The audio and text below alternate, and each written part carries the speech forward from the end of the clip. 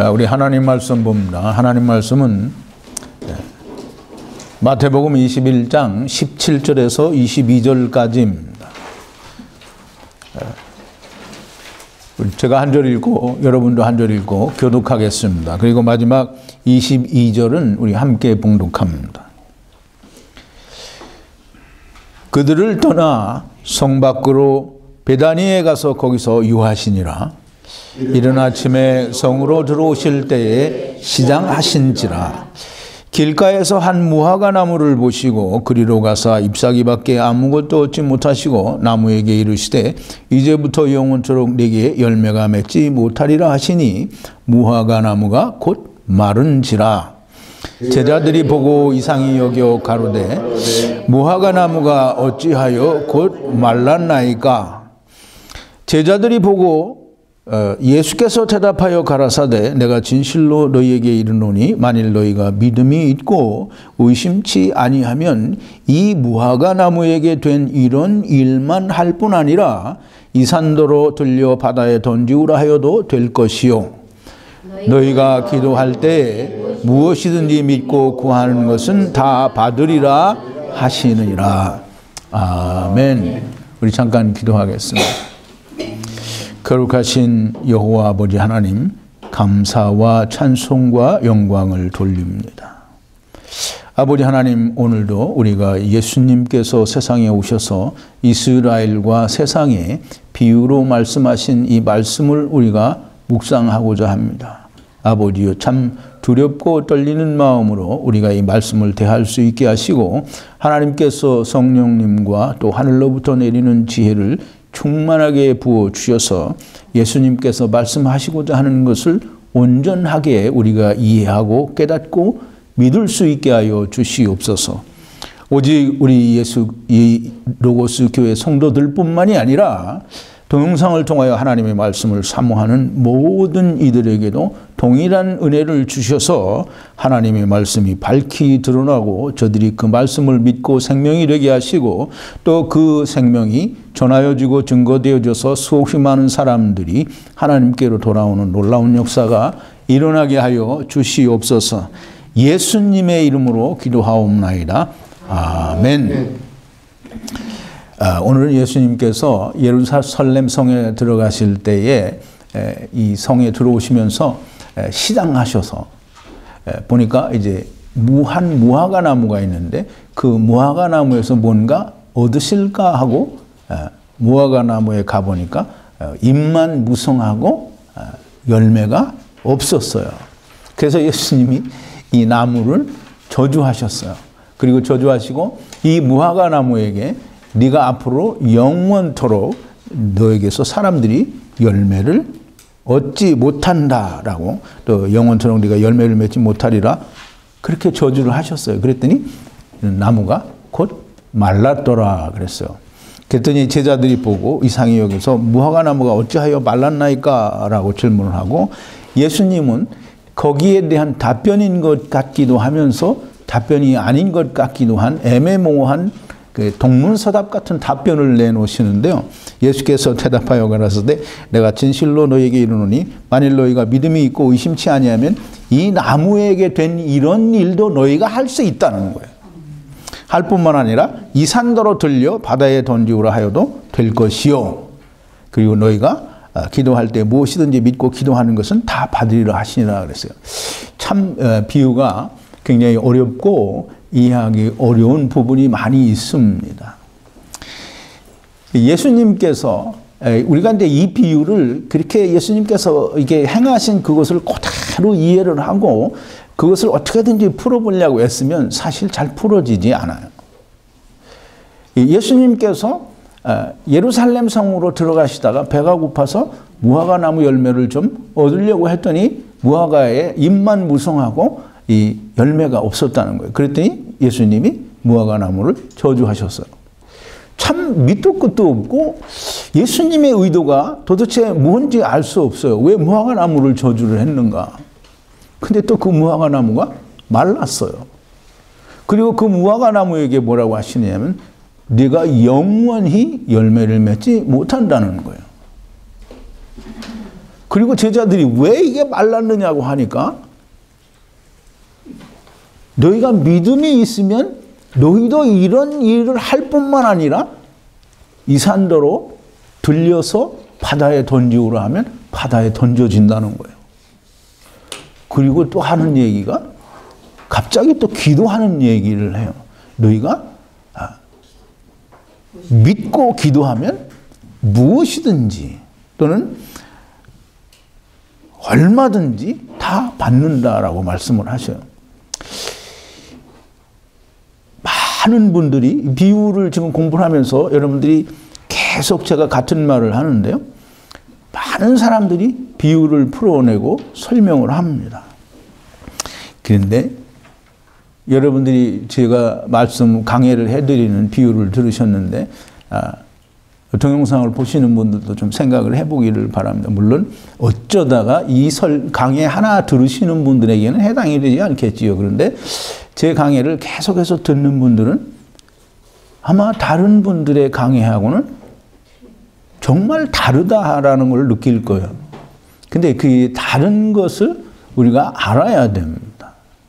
이제 오늘 이 무화과 나무를 저주하신 예수님이 왜 무화과 나무를 저주하셨는지 그 제목이 그래서 무화과 나무를 저주하신 이유가 뭔가를 우리가 알아보자라는 이제 제가 밴드에 원고를 드릴 때는 무화과 나무를 저주하신 예수님이라고 그렇게 이제 제목을 드렸는데 뭐 같은 겁니다. 어쨌든 이 많은 사람들이 이 예수님께서 무화과 나무를 저주하신 것을 풀어내려고 많은 얘기들을 합니다. 그래서 예수님께서 무화과 나무를 저주하니까 그 나무가 바로 말라버리는 예수님께서는 정말 큰 권능과 능력이 있는 분이다. 그냥 하나님의 아들이시다. 이렇게 말하면 그럼 예수님께서 이 저주를 하신 저주의 의미를 그러니까 왜 그렇게 하셨는지에 대한 이유를 다 버리는 거예요. 그러니까 이제 많은 사람들이 하는 얘기가 열매가 없어서 저주를 받았다 그래요. 그래 무화과 나무는 이스라엘을 상징하죠. 그러니까 이스라엘이 열매를 맺지 못했기 때문에 예수님께서 무화과 나무 곧 이스라엘을 저주하신 것이다라고 그렇게 설명을 해요. 참 많이 근접한 설명이기는 합니다.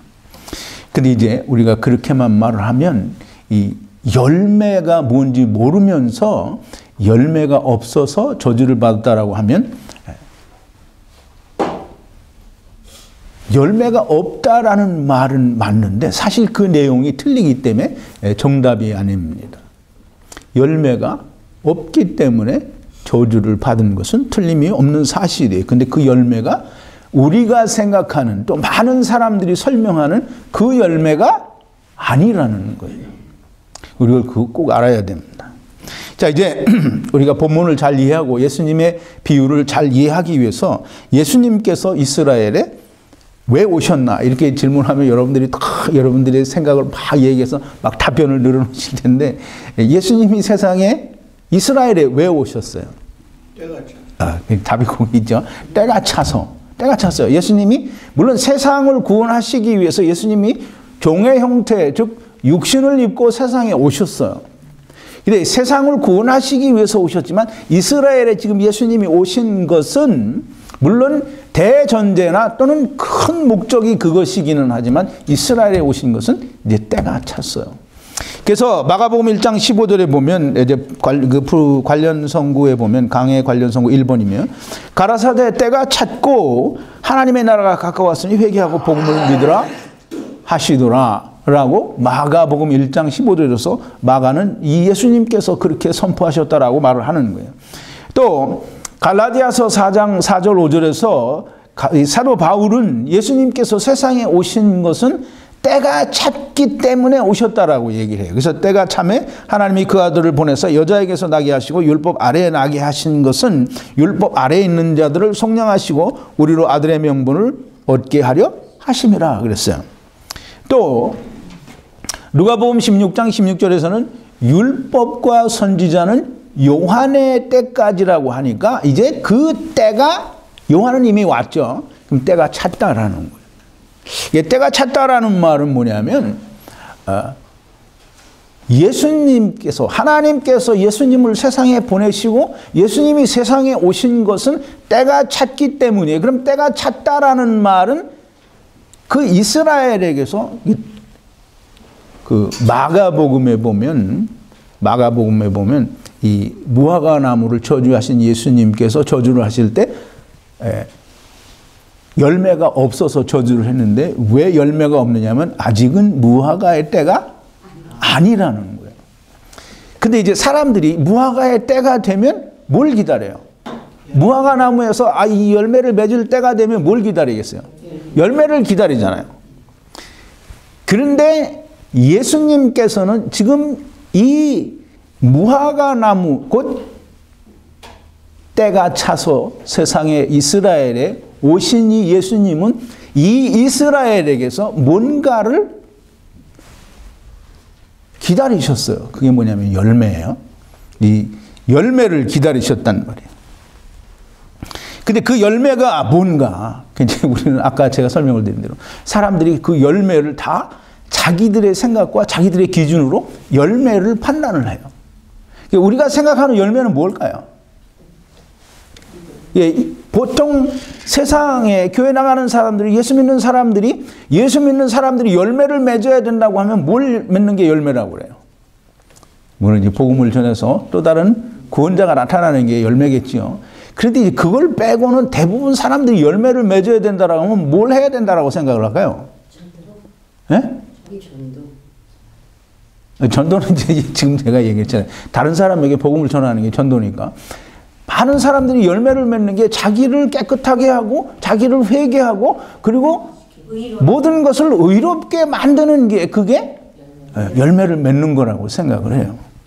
그래서 이스라엘에게 열매가 없다라는 것은 이스라엘, 지금 예수님께서 이 말씀을 하시기 전에 무화과 나무를 저주하시기 전에 어디에 들어가셨느냐면 성전에 들어가서 성전을 정화하셨어요. 다 사람들 내쫓고 내 아버지의 집은 만민의 기도하는 집인데 너희가 강도의 구루를 만들었도다라면서 다 내쫓아요. 그러니까 이제 사람들이 생각해 이 성전을 더럽게 한 것이 열매를 맺지 못했다는 거예요.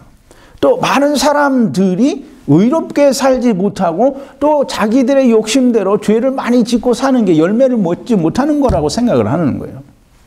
자, 근데 이제 우리가 이 열매, 지금 예수님이 열매, 지금 이스라엘에게서 때가 차서 왔고 그 때가 찼기 때문에 이스라엘에게서 뭔가 기대를 하고 오셨어요. 근데 그 기대를 예수님께서 오셨으니까 그 기대를 예수님이 만나거나 그 기대를 보면 어떻게 해요? 어떻게 하셨어요? 근데 이제 나만 알고 있어서 이렇게 물어보는 건지 모르겠는데 예수님이 만난 사람들이 누구예요? 세리와 죄인들이잖아요. 그럼 이제 예수님이 그들을 만났다라고 하는 말은 그들은 지금 예수님께서 때가 차서 오셔서 기대하던 열매이기 때문에 만났다라는 것을 우리가 이해를 해야 돼요. 제가 지난 금요일입니까? 금요일에 자기를 높이는 자는 낮아지고 자기를 낮추는 자는 높아지리라 라는 그 말씀을 통해서 분명히 제가 설명을 드렸어요. 자, 이제 세리와 죄인들은 예수님이 그들을 만나 주셨어요. 왜냐하면 그들이 예수님께서 기다리고 하나님께서 기대하시던 열매이기 때문인 거예요. 자, 이제 그게 왜 열매인지 우리가 좀 생각을 해보자고요. 그냥 무조건 열매라고 하면 또 세리는 뭐 겸손하고 그래서 열매다 이렇게 말하면 안 됩니다. 자, 이제 우리가 우리 성경 공부를 그래서 꼭 이 천지창조로 공부를 해야 되고 율법과 복음도 공부를 해야 되고 다 공부를 해야 되는데 이스라엘을 하나님께서 애굽에 가두신 이유가 뭐라고 했어요? 부르짖으라고. 왜 부르짖을까요? 그러니까 하나님께서 이스라엘을 애굽에 집어넣으신 건 뭐냐면 물론 이제 목적은 부르짖으라는 거예요. 근데 왜 부르짖겠어요? 괴롭고 고통스럽고 아프니까. 그러니까 어떻게든지 부르짖는 거예요. 이제 보세요. 하나님께서 이스라엘을 애굽에 집어넣으신 이유는 그거예요. 자, 이제 출애굽기 2장 24절 25절인데요. 4번인데요. 하나님께서 이제 모세를 불러서 애굽에 보내서 이스라엘을 구원하시기 전에 이 모세를 만나서 이제 얘기를 하시는 거예요. 하나님이 그 고통 소리를 들으시고 아브라함과 이삭과 야곱에게 세운 그 언약을 기억하사 이스라엘 자손을 권념하셨더라 그랬어요. 그래서 이제 이 말씀을 하시고 이제 모세를 만나러 가시는 거예요. 산에서 가시떨기 나무에 불이 붙어가지고 모세가 그걸 보러 오죠. 그 이제 하나님이 모세를 부르시는 거예요. 모세를 만나요. 근데 이제 하나님께서 이 이스라엘을 애굽에 가두신 것은 근데 이 가두었다라는 말을 우리가 이 공부를 이걸 이해를 못하면 안 돼요. 이게 성경을 다 이해하기 위해서는 분명히 이스라엘을 하나님께서 애굽에 가두셨고 애굽에 가두신 결과는 뭐냐면 괴롭고 고통스러운 거예요. 그래서 그 고통스럽고 괴로워서 부르짖을 때까지 하나님께 그 이스라엘의 괴로움과 고통과 신음소리가 들릴 때까지 하나님이 기다리신 거예요. 근데 하나님이 뭘 들릴 때까지 기다렸다는 말이 좀 웃기죠. 근데 들릴 때까지 기다려 하나님이 그걸 들었다는 게 아니라 하나님은 이스라엘이 충분히 괴롭고 고통스럽다. 즉 이스라엘이 그 애굽에서부터 벗어나기를 원한다라는 것을 하나님이 그때에 이스라엘이 그런 마음을 가졌다라는 것을 물론 이미 그 전에 아셨지만 그게 때가 됐다라는 거예요. 야, 이제 이스라엘을 이 애굽에서 벗어나기를 원하는구나. 그럼 벗겨줘야지. 그래서 하나님은 이스라엘을 애굽에 집어넣으신 것이 부르짖고 즉 다시 말해서 괴롭고 고통스럽고 아파서 견딜 수가 없어서 거기서 나오기를 바라는 마음을 가질 때까지 기다리신 거예요. 그렇게 하기 위해서 애굽에 집어넣으신 거예요. 이제 보세요. 갈라디아서 지금 거기 몇 장인지를 적어놓지 않았는데 갈라디아서에 보면 하나님께서 율법으로 성경으로 모든 것을 죄 아래 가두었다 그랬어요. 거기서 말하는 성경은 곧 율법을 말하는데요. 율법으로 모든 것을 죄 아래 가두었다고 하셨어요. 그럼 율법으로 모든 것을 죄 아래 가두시고서 이제 우리가 가두었다라는 말을 잘 이해를 해야 되는데요. 이 이스라엘을 애굽에 가두신 거나 이스라엘을 율법으로 죄 아래 가둔 거나 하나님께서 거기에서 기대하시고 바라는 것은 같은 거예요. 그래서 로마서 3장 19절 20절에 보면 이제 프린트에 되어 있는데요. 5번이에요. 우리가 알거니와 무릇 율법이 말하는 바는 율법 아래에 있는 자들에게 말하는 것이니 이는 모든 입을 막고 변명을 하지 못하게 하고 온 세상으로 하나님의 심판 아래에 있게 하려 함이니라. 그러므로 율법의 행위로는 의롭다 그의 앞에 의롭다 하심을 얻을 육체가 없나니 율법으로는 죄를 깨달음이니라 그랬어요. 죄를 깨달음이니라. 이제 보세요. 하나님께서 이스라엘에게 율법을 주신 이유가 뭐냐면 사도 바울이 지금 얘기한 거예요. 물론 예수님께서 말씀하신 내용 가운데도 이런 것들이 다 나와요. 근데 사도 바울이 설명을 하는 거예요. 율법을 이스라엘에게 주신 이유는 뭐냐면 20절에 뭐라 했어요? 율법으로는 의롭게 될 수 없고 뭘 깨닫는다고요? 죄를 깨달아요. 그럼 죄를 깨달아서 내가 죄가 있구나 그러면 사람들이 어떻게 그 결과가 뭐예요? 죄를 깨달으면 어떻게 돼야 된다라는 거예요? 아니 19절에 나와있죠. 19절에 뭐라 그랬어요? 죄를 깨달으면 우리가 세상에서도 죄 지으면 우리 어떻게 해야 돼요? 변호사 사야 된다 뭐 이런 대답하지 말고 죄 지으면 죄를 어떻게 해야 돼요? 재판받아야 되죠? 심판받아야 돼요. 그 죄를 심판받아서 재판받으면 그러면 어디로 가야 돼요? 죄가 드러났어요. 유죄가 판결이 있다면 그럼 어디 가야 돼요? 감옥 가야 되죠. 지금 하나님께서 율법을 주셔서 너희가 죄를 좀 깨달으라 라고 하시고 그 죄를 깨달으면 너희는 다 하나님의 심판 아래에 있다라는 걸 알으라는 거예요. 그럼 하나님의 심판은 뭐예요? 하나님의 심판은 죄를 깨달았으니까 너 죄 했으니까 천국 가라. 이게 하나님의 심판이에요?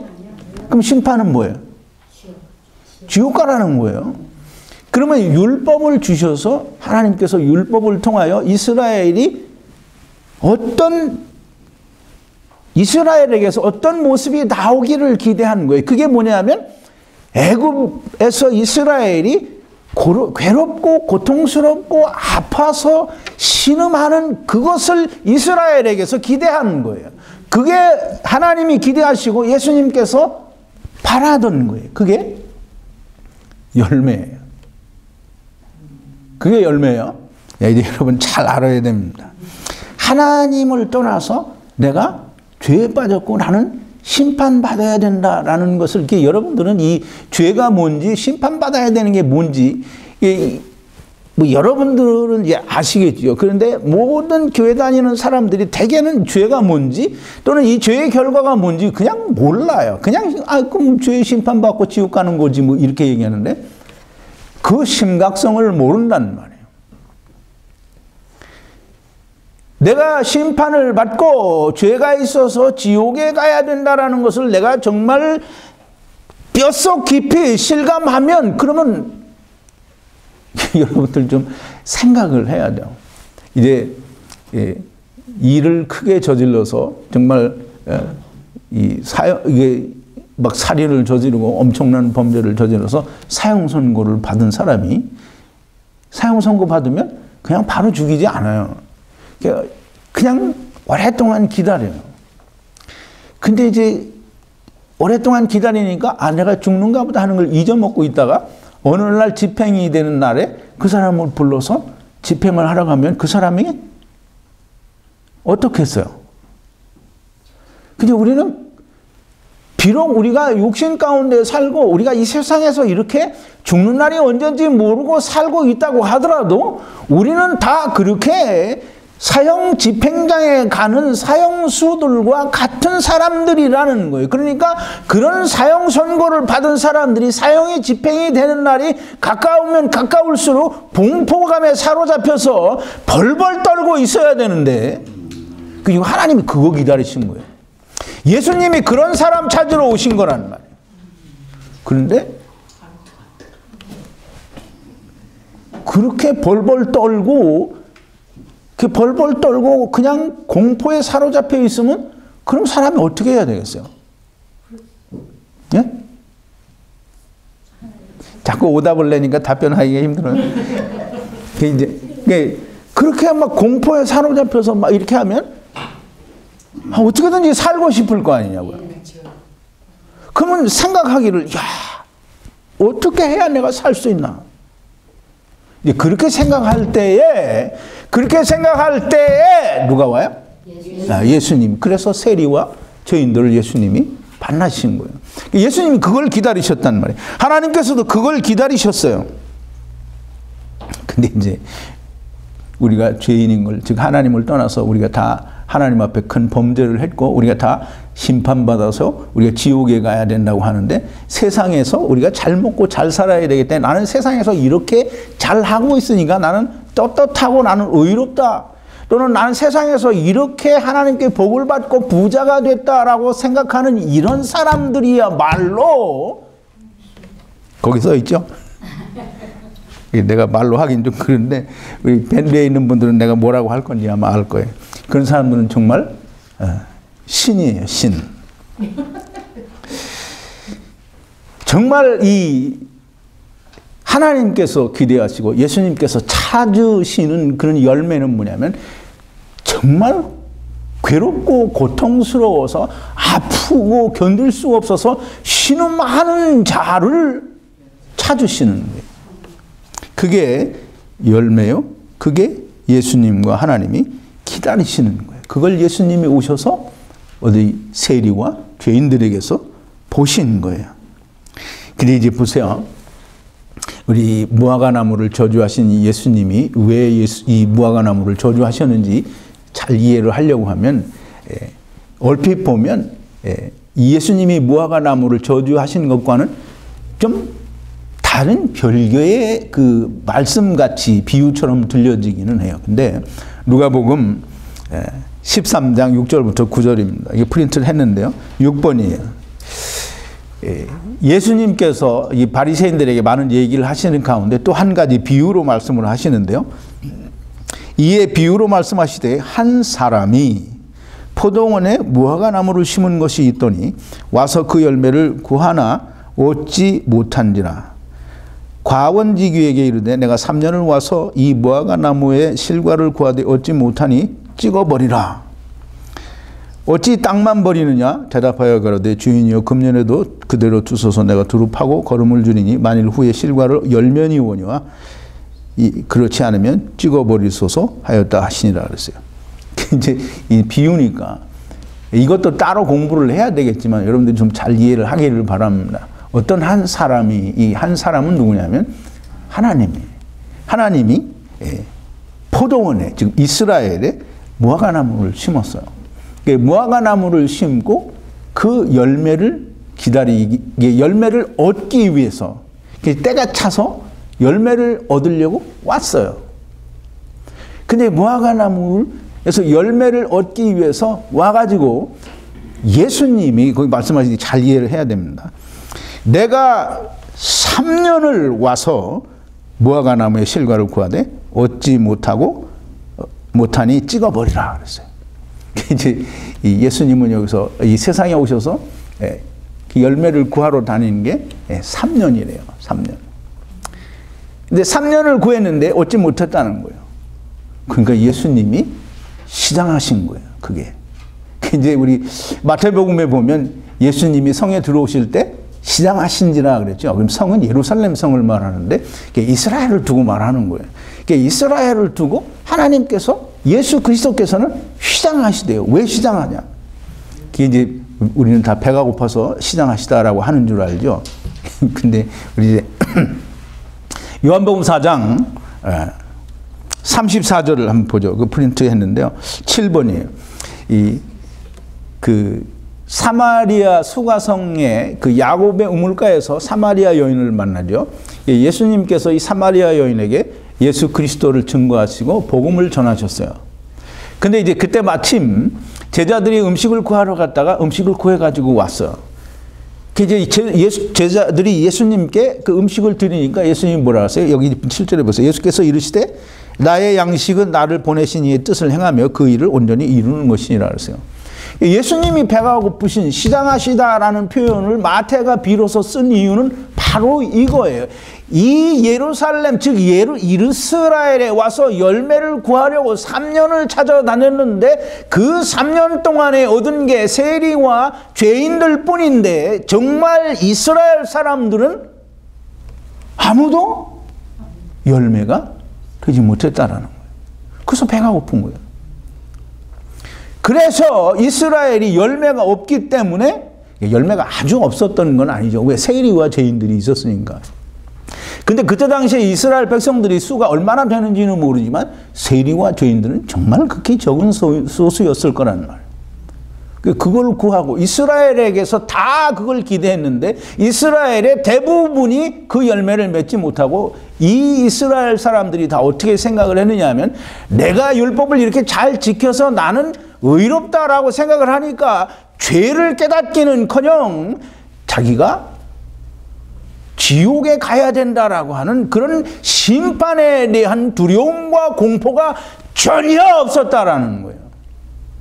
그러니까 예수님이 찾고 또 찾았는데 3년 동안을 찾았는데 찾지 못했으니까 이제 누가복음에서는 이걸 잘라버리라고 하죠. 그랬더니 과원지기가 뭐라고 하냐면 내가 금년에 거름을 주고 다 잘 돌볼 테니까 한 번만 더 기다려보자. 그럼 열매를 맺으면 맺고 아니면 그때 잘라버리십시다 라고 얘기를 해서 이스라엘의 열매는 유보가 되었다라는 것을 우리는 이해를 해야 됩니다. 또 이 마태복음에는 보면 예수님이 뭐라고 하시냐면 이 무화과나무에게 영원히 열매를 맺지 못하리라 그래요. 영원히 그러세요. 영원히 열매를 맺지 못하리라 그러는데 이게 이제 이스라엘은 그럼 영원히 구원 못 받냐? 이게 이제 제가 영원이라는 말을 제가 설명을 드린 적이 있어요. 영원이 성경에서는 두 가지의 영원이 있는데 끝이 있는 영혼과 또는 끝이 없는 영혼이 있어요. 이제 성경에서는 여러 번 사용을 하는데 구약에 보면 그 종이 이게 안식년이나 희년이 되면 종을 다 보내주게 돼 있어요. 자유하게 해주게 돼 있다는 말이에요. 근데 자유하지 않겠다라고 하는 종들이 있어요. 그럼 그 종들이 나는 이 주인이 좋으니까 내가 영원히 종이 되겠습니다 라고 한다는 말이에요. 그러면 그 종을 삼기 위해서 그 문지방에 가서 거기다 대고 귀를 뚫어요. 그러면 이 사람이 영원히 그 사람의 종이 돼요. 그럼 이 사람이 이제 죽어요. 그럼 이 사람의 종이 돼요, 안 돼요? 죽으면 영원히 끝나는 거예요. 그 영원은 어떤 정해진 기간이 끝나면 영원히 끝나는 그런 영원이 있고, 또 이제 하나님의 나라는 영원하다라고 할 때 그런 영원이 있는 거예요. 지금 이스라엘이 영원히 열매를 맺지 못한다라고 하는 말은 예수 그리스도께서 다시 오실 때까지 이스라엘에는 열매가 없다는 거예요. 이스라엘에 열매가 없다라는 말을, 열매를 잘 이해를 해야 돼요. 열매를 내가 어떻게 의롭게 되고, 또는 어떻게 사람들이 보기에 성실한, 그리고 세상에서 보기에 강대하고 아름답고 정말 풍요로운 모든 것이 정말 알차게 보이는, 그렇게 되는 게 열매가 죽어도 아니라는 걸 좀 알아야 됩니다. 즉 다시 말해서 예수님께서 다시 오실 때, 그래서 사도 바울도 그것을 그렇게 설명했어요. 이방인의 충만한 수가 차기까지 이스라엘의 도로는 완악하게 되었다라고 하는 거예요. 즉 다시 말해서 예수님이 다시 오실 때까지 이스라엘은 열매를 맺지 못한다는 말을 사도 바울은 설명을 하는 거예요. 자, 이제 이스라엘은 예수님께서 다시 오실 때까지 자기 죄를 깨닫지 못한다는 거예요. 열매를 맺지 못한다는 거예요.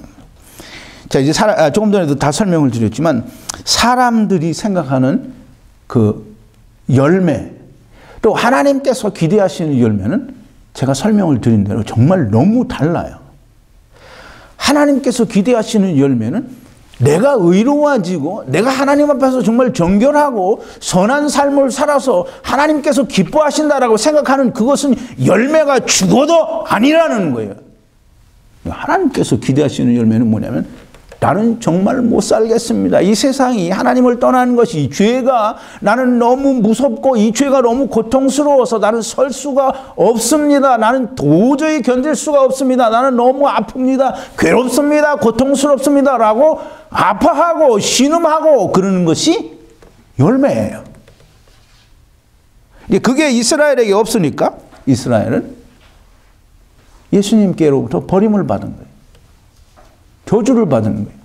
근데 이제 그게 열매가 없어서 저주를 받았다라기보다는, 이제 성경을 좀 더 이해하고 우리가 천지창조를 이해하고 하나님이 세상을 구원하시는 구원 계획을 제대로 살펴보면, 그것은 인간의 본성에 의해서 이스라엘의 결과는 그렇게 나올 수밖에 없다라고 하는 걸 우리가 이해할 수 있어야 돼요.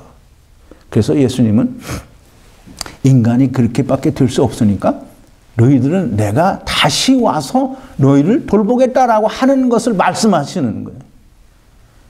우리가 이제 다음 일요일에는 너무 유명한 비유인데요. 겨자씨 같은, 천국은 겨자씨 같다고 하고, 겨자씨가 나무가 돼서 공중에 새가 깃든다, 또는 누룩이 가루 소말 속에 들어가서 다 부풀게 한다, 또는 밭에 감추인 보화, 또는 진주를 사는 장사.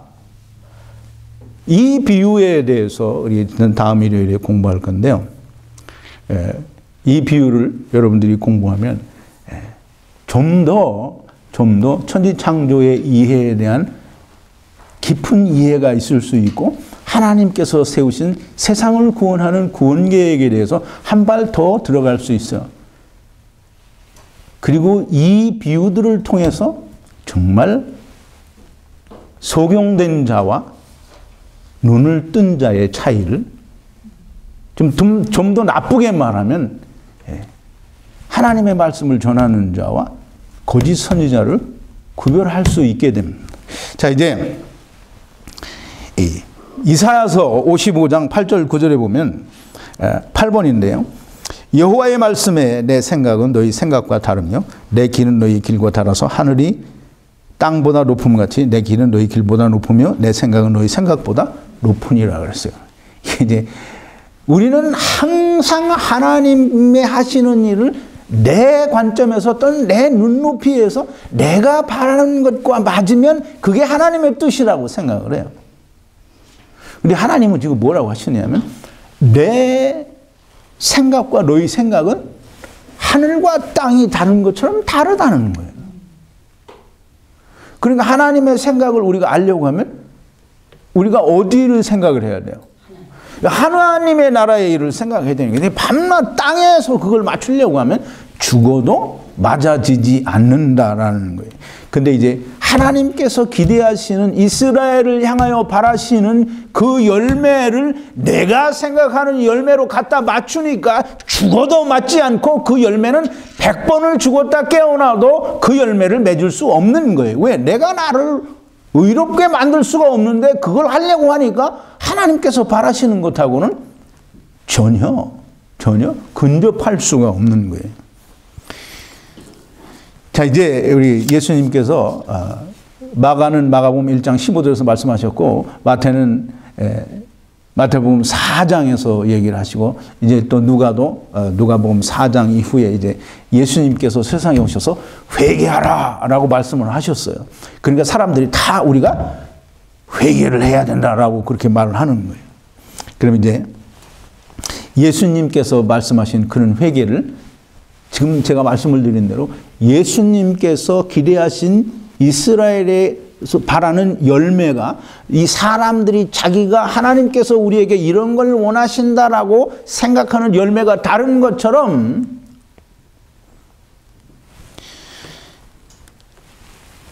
예수님이 이스라엘에게 회개하라 하는 것과 오늘 우리가 회개해야 된다는 그 회개는 그것이 다른 것처럼 서로 달라요. 그러니까 예수님이 회개하라고 하신 그 회개의 의미를 제대로 모르면 절대로 예수님을 만날 수 없고 또 무화과 나무가 저주를 받은 것처럼 회개를 열심히 하는 사람들은 저주를 받아서 말라 비틀어질 수밖에 없는 겁니다. 회개를 예수님이 하라고 하셨으니까 회개해야 합니다. 근데 예수님이 하라고 한 회개를 해야지 내가 해야 된다고 생각하는 회개를 하는 것은 예수님과 전혀 상관이 없는 사람이 됩니다. 즉 예수님께서 우리에게 바라는 회개는 뭐냐면 내가 나를 지켜서 내가 나를 성화하고 내가 나를 정결케 하는 삶을 살아서 내가 이렇게 열매를 맺어야지라고 하는 사람들은 다 예수님과 상관이 없는 사람들이에요. 왜? 내가 나의 의를 만들어가는 사람이기 때문에. 세리와 같이 나는 하나님을 하늘을 우러러 바라보지도 못하고 무릎을 꿇고 가슴을 치면서 하나님이여 나를 긍휼히 여겨 주옵소서 나는 죄인으로소이다라고 하는 그것이 즉 다시 말해서 바리새인들과 죄인들 바리새인과 서기관들처럼 세리와 죄인들도 그렇게 율법을 지켜서 범하지 않고 할 수 있으나 바리새인들과 서기관들처럼 그렇게 하지 않았어요. 자기를 의롭게 드러내지 않는.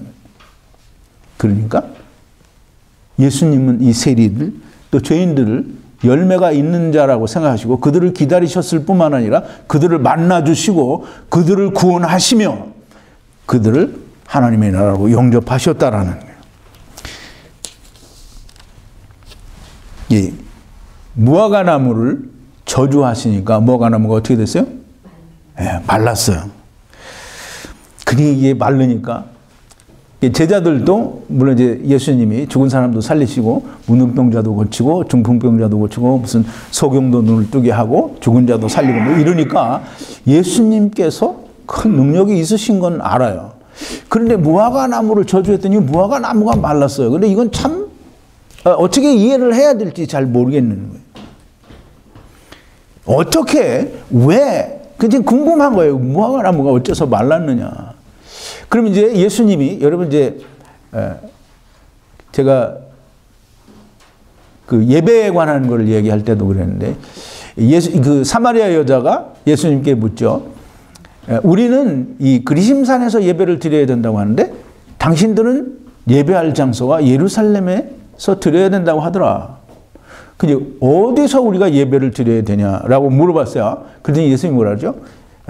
이 산에서도 말고 예루살렘에서도 말고 너희가 예배를 드릴 때가 있다는 거예요.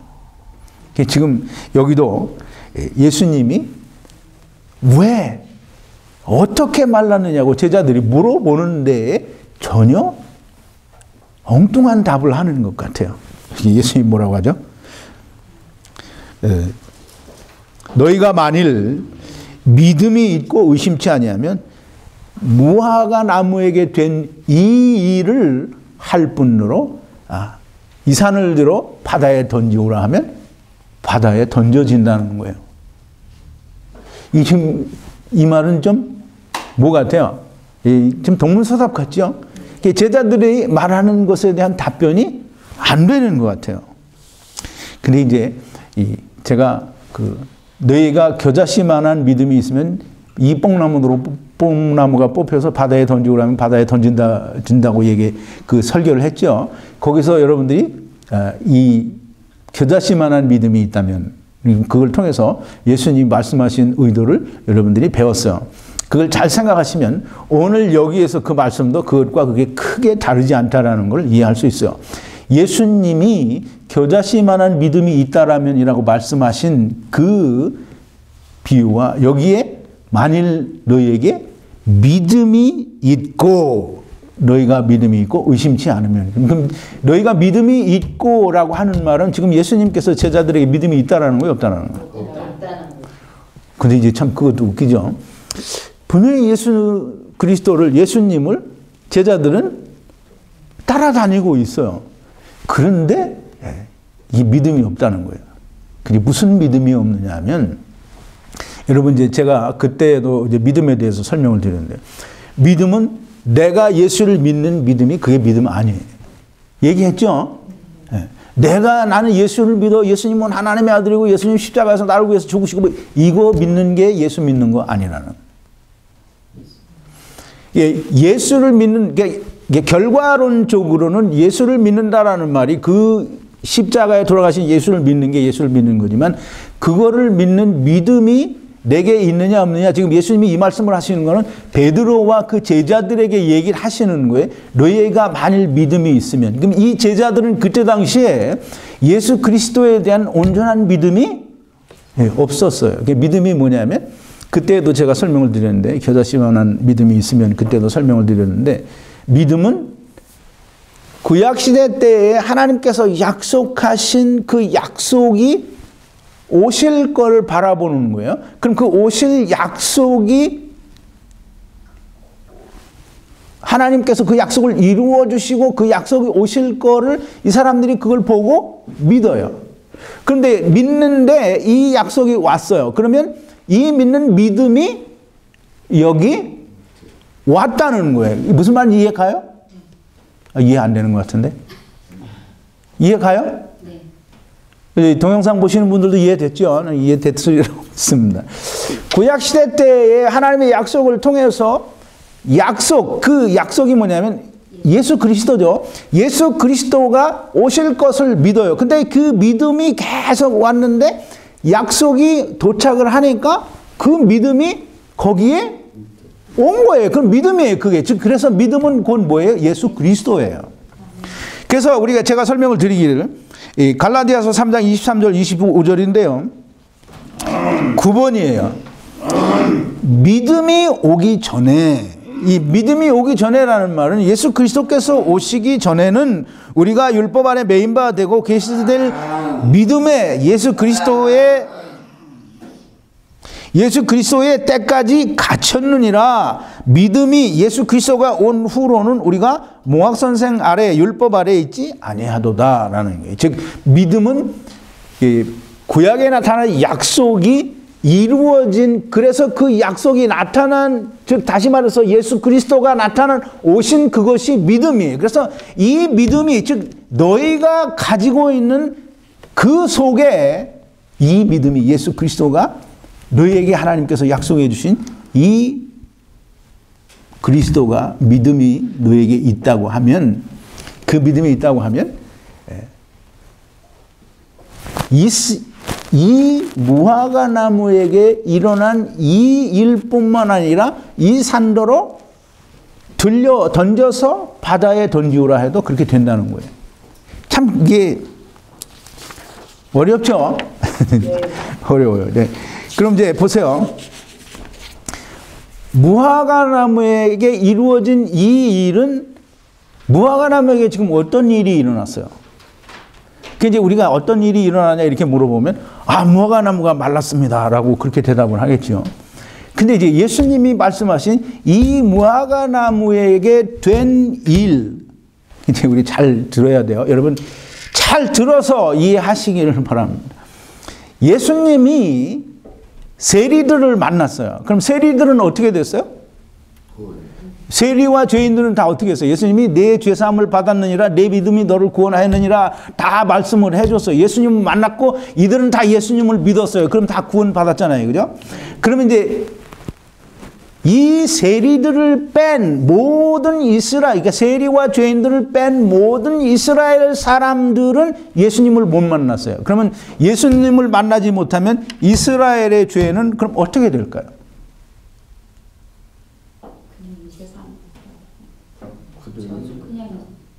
그러니까 죄인이 예수님을 만나지 못해요. 그러면 그 죄인의 죄는 어떻게 돼요? 없어져요?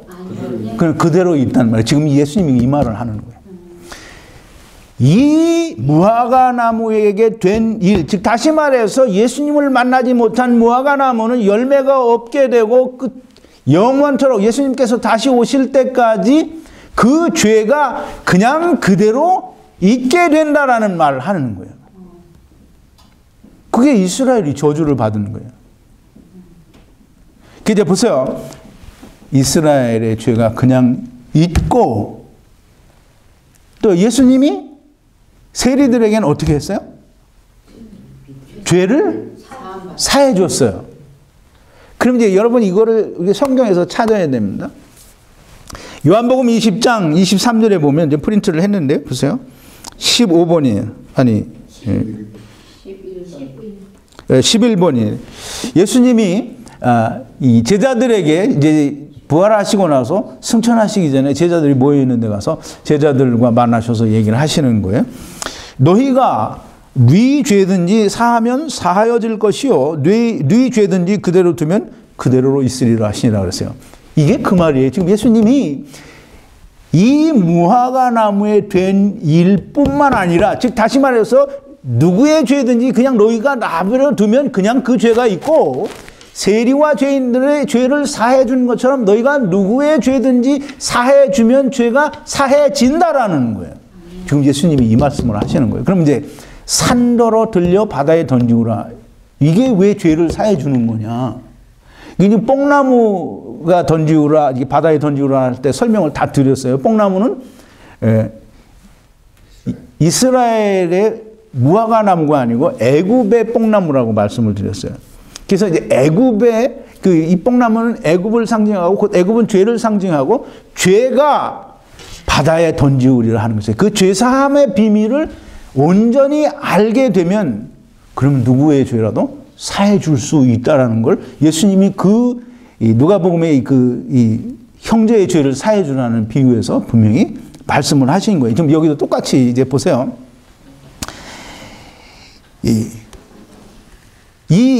너희가 누구의 죄든지 사해주면 사해지고 누구의 죄든지 그대로 두면 그대로 있으리라 하는 이 말씀이 지금 예수님께서 말씀하신 너희가 믿음이 있고 의심치 아니하면 이 뽕나무에게 그 무화과 나무에 된 일뿐만 아니라 산더로 바다에 던지우라 하면 그렇게 된다라는 거예요.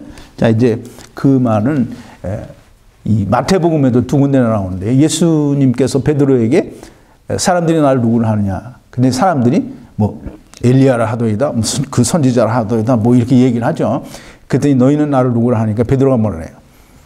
주는 그리스도시요 살아계신 하나님의 아들이시니다. 그러니까 예수님이 뭐라 그래요? 바요나 시몬아 내 믿음이 크도다. 이것을 너에게 알게 하시는 혈육이 아니라 하나님께서 너에게 알게 하셨다라고 말씀하시고 그 다음에 뭐라고 하냐면 내 믿음 위에 이 믿음 위에 교회를 세우신다라고 말씀을 하셔요.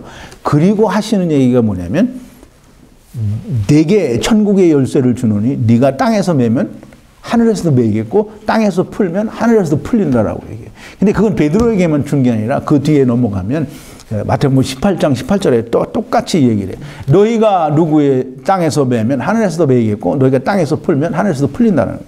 그 말을 쉽게 말하면 요한복음에서 예수님께서 제자들에게 너희가 누구의 죄든지 사해주면 사해지고 그대로 두면 그대로 있으리라 하신 그 말씀이 땅에서 매면 하늘에서도 매이고 땅에서 풀면 하늘에서도 풀린다는 거예요.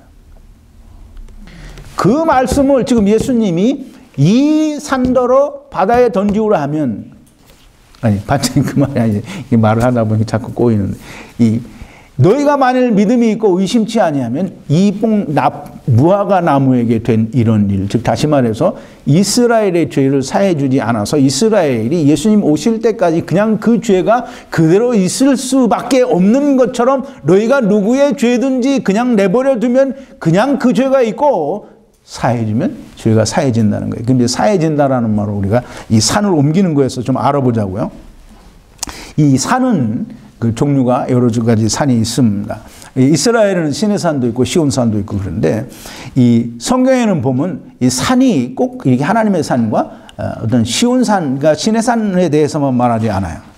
이 하나님의 산도 있고 또 우상을 섬기는 산당에 있는 산도 있어요. 그래서 신명기 12장 2절에 보면 13번인데요. 너희가 쫓아낼 민족들이 그 신들을 섬기는 것은 높은 산이든지 작은 산이든지 푸른 나무 아래든지 물어나고 그 모든 것을 너희가 마땅히 파멸하며. 그래서 이 높은 산, 낮은 산, 즉 우상의 산당에 있는 그 산들도 산이에요. 그래서 그 산이 우상에 있는, 즉 죄의 산이, 즉 우상들이, 즉 곧 하나님을 떠난 모든 죄가 예수 그리스도를 믿는 믿음으로 바다에 던지라. 바다는 뭐라 그러죠? 예? 잘못 대답할까 봐요. 바다는 제가 그 겨자씨만한 믿음이 있으면 너희가 이 뽕나무를 뽑혀서 바다에 심기로 하면 그렇게 된다 그랬어요. 근데 그 바다는 그때 제가 뭐라고 설명을 드렸냐면 바다는 요한계시록 20장 13절에 그 돼 있는데요. 15번이 바다가 그 가운데서 죽은 자들을 내어주고, 그래서 이 바다는 이 죽은 자들을 받아두는 것이 이 바다예요. 그래서 이 바다는 이스라엘이 애굽에서 나올 때 이스라엘은 바다를 건너서 나오지만 이 바다에 수장되는 건 누구예요? 애굽 사람들이에요.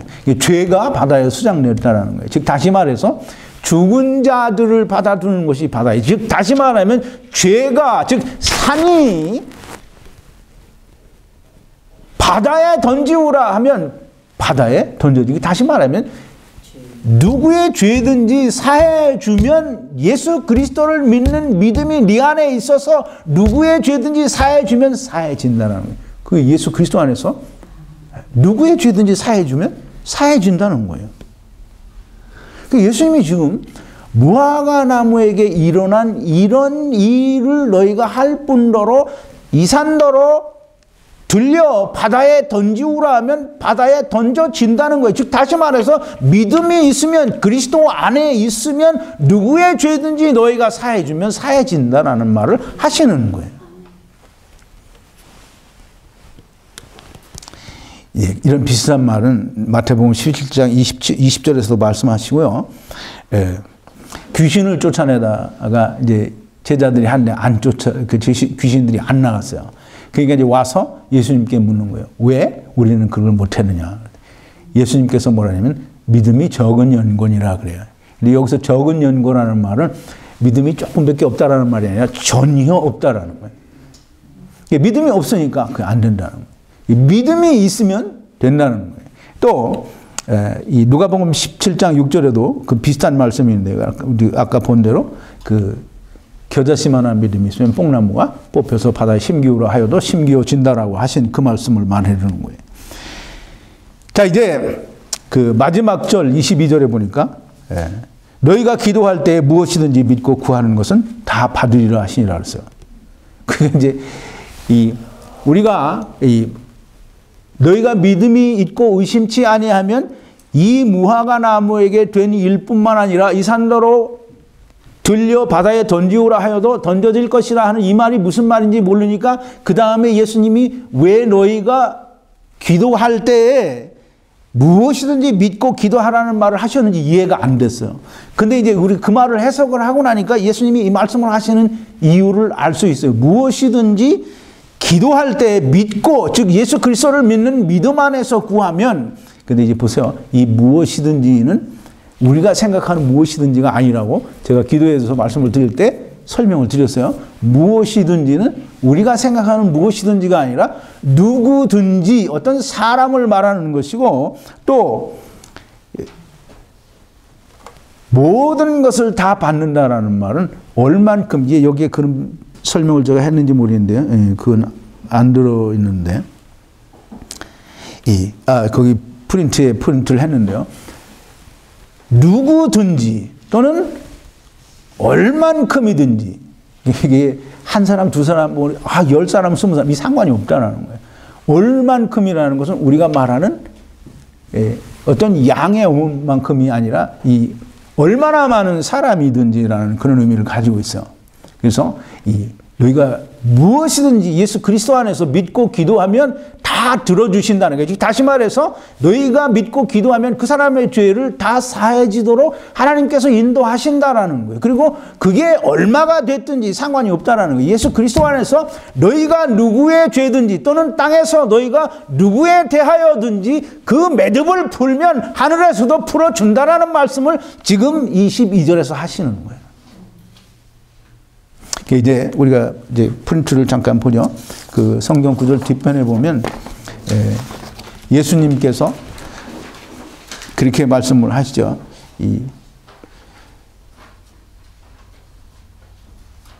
요한복음 16장 24절인데요. 지금까지는 이 19번이에요. 지금까지는 너희가 내 이름으로 아무것도 구하지 아니하였으나 구하라 그리하면 받으리니 너희 기쁨이 충만하리라 해서. 내 이름으로 구하라. 이게 제가 다 설명을 드린 거예요. 내 이름으로 무엇이든지 내게 구하면 다 이루리라. 그런 제목으로 주제를 가지고 우리 공부를 한 적이 있어요. 또 너희가 내 이름으로 무엇을 구하든지 내가 시행하리니 이는 아버지로 하여금 아들을 인하여 영광을 얻으시게 하려 함이라. 내 이름으로 무엇이든지 내가 구하면 내가 시행하리라. 너희가 내 안에 거하고 내 말이 너희 안에 거하면 무엇이든지 원하는 대로 구하라. 그리하면 이루리라 그랬어요. 예수 그리스도 안에서 누구를 위해서 기도하든지 기도하면 하늘에서 풀어준다는 거예요. 근데 내가 기도했는데 이렇게 보니까 이 사람이 몇 년 동안 믿지도 않고 풀어지지도 않아요. 그건 내 욕심이고 하나님께서는 풀어주셔요. 다 풀어주셔. 풀어주신다라는 걸 그게 믿는 게 그게 믿어야 되는 거예요. 자, 이제 보세요. 사람들이 이 기도에 대한 걸 제대로 이해를 못하니까 무엇이든지 믿고 의심치 아니하면 너희가 기도하는 걸 하나님이 다 들어주신다라고, 예수님이 다 들어주신다라고 하는데 사람들은 그게 그냥 내가 막 떼를 쓰고 기도하면 하나님께서 들어주신다라는 말로 오해를 하는 거예요. 그러니까 누가복음 18장에 있는 불의한 재판관과 과부의 비유를 얼른 생각하는 거죠. 사람들이 다 그걸 그렇게 설교하고 가르쳤으니까. 그러니까 이제 하나님께서 들어주실 때까지 무조건 기도하면 들어준다라고 열심히 기도하죠. 그런데 믿음이 있고 의심치 아니하면, 즉 믿음이 예수 그리스도가 내 안에 있고 내가 그리스도 안에 있어서 그리스도 안에서 예수 이름으로 세상 거 달라고 기도하면 이 짝이 맞아요, 안 맞아요? 안 맞아요. 그러니까 이제 여러분, 예수님께서 너희가 믿음이 있고 의심치 아니하면, 즉 예수 그리스도가 너희 안에 예수 그리스도가 내 안에 있으면 너희가 무엇이든지 기도하면 다 이루리라 하는 거예요. 지금 이제 보세요. 예수님께서 기도하고 이루라는 것은 사람을 구하는 기도를 하라는 거예요. 예수님께서 마태복음 6장에서 너희는 이렇게 기도하라라고 하고 주님 가르친 기도를 가르쳐준 기도의 내용도 다 사람을 위한 기도를, 하나님의 뜻이 이루어지는 기도를 하라는 거예요. 근데 거기다 대고 하나님 이것 주세요, 저것 주세요, 내가 이것도 필요합니다, 우리 아들 대학 가야 돼요, 우리 남편 승진해야 돼, 이런 거 기도하면 전혀 상관이 없는 걸 하는 거예요. 자, 이제 오늘 예수님께서 우리에게 이 무화과 나무를 저주하심으로 우리에게 보여주신 예수님의 참 의도는 뭐냐면, 예수님께서는 이스라엘의 때가 차서 예수님과 하나님께서 바라고 기대하시는 열매를 구하려고 왔는데, 이스라엘은 세리와 죄인들을 빼고는 그 열매를 맺은 자가 없어서 무화과 나무에서 열매를 구하지 못하고 배가 고프다 시장하다라고 말씀을 하시고, 그 열매가 없는 바리새인들과 서기관들이 주축을 이루고 있는 이스라엘을, 너희는 이제 내가 다시 올 때까지 너희는 하나님께서 바라시는 예수 그리스도께서 거두시러 온 열매를 너희가 맺지 못한다라는 거예요. 예수님이 다시 오실 때까지는. 그게 사도 바울이 로마서 11장 25절 26절에서 말한 하나님께서 감추어 두신 비밀일 뿐만 아니라 그 비밀에 의하면 이스라엘은 예수님이 다시 오실 때까지 완악하게 된 거라고 설명을 하고 있는 거예요. 그러니까 우리 성경을 성경으로 풀고 성경으로 이해를 해야 돼요. 무화과 나무를 저주한 거를 그냥 우리가 생각하는 그런 열매가 없어서 예수님이 저주했다라고 하면 죽었다 깨어나도 예수님이 말씀하신 것을 이해를 할 수 없는 거예요. 여러분들이 이 말을 잘 이해를 하시려고 하면 다음 일요일에 비유로 풀어서 우리에게 가르쳐 주시는 감추인 천국의 비밀이라는 그 겨자씨 비유 또는 누룩의 비유 또는 밭에 감추인 부와 또는 진주를 찾는 장사의 비유를 통해서 여러분들에게 자세하게 다시 설명을 드립니다. 그 설교를, 그 강의를 들으시면 지난주 금요일에 자기를 높이는 자는 낮아지고 자기를 낮추는 자는 높아지리라는 그 말씀을 통해서 여러분들이 많이 배웠으리라고 생각을 해요. 오늘 이 무화과 나무를 저주하신 예수님, 그 이유를 통해서 여러분들이 정말 많은 걸 깨달았으리라고 생각을 하고, 여러분들이 물론 이제 처음 어쩌다 지나가다 이 동영상을 보시는 분들은 잘 이해를 할 수 없을지 몰라요. 그런데 열심히 다른 사람 것도 열심히 듣고 비유 또는 하나님의 말씀을 열심히 파고 찾아드는 사람이 이 설교를, 이 강의를 들어서는 정말 샤킹하고 충격적인 그런 해석입니다. 그런데 단 한 가지도 성경에 근거하지 않은 설명이 없었어요. 그러니까 여러분들은 그냥 무조건 이건 날라리 목사가 설교하는 거다라고 생각을 하면 여러분들은 저주받는 무화과 나무가 될 수밖에 없습니다. 꼭 이 예수님께서 무화과 나무를 저주하신 이유를 반드시 알아야만 여러분들이 예수 그리스도를 만나기에 좀 더 수월하고 쉬울 수 있습니다. 즉 예수님께서 바라시고 하나님께서 기대하시는 열매를 여러분들이 가질 수 있다라는 거예요. 이스라엘을 따라 하려고 하고 이스라엘이 가진 율법을 내가 지금 지켜야 된다라고 말을 하면 여러분은 죽는 날까지 예수님과 상관이 없는 사람이 됩니다. 모쪼록 동영상을 보시고 강연을 들으시는 모든 분들에게 하나님의 은혜와 사랑과 긍휼이 함께 하시기를 바랍니다. 기도하시겠습니다. 거룩하신 여호와 아버지 하나님, 감사와 찬송과 영광을 돌립니다. 오늘도 하나님께서, 예수 그리스도께서 우리에게 주신 하나님의 귀한 말씀을 우리가 묵상해 보았습니다. 하나님, 저희들에게 들을 귀를 허락하여 주시옵소서. 하나님의 말씀이 우리에게 들려지고 깨달아지고 믿어지고 새겨지게 하여 주시옵소서. 그래서 나만 살 뿐만이 아니라 다른 사람도 살리는 자가 되게 하여 주시옵소서. 예수님의 이름으로 기도하옵나이다. 아멘.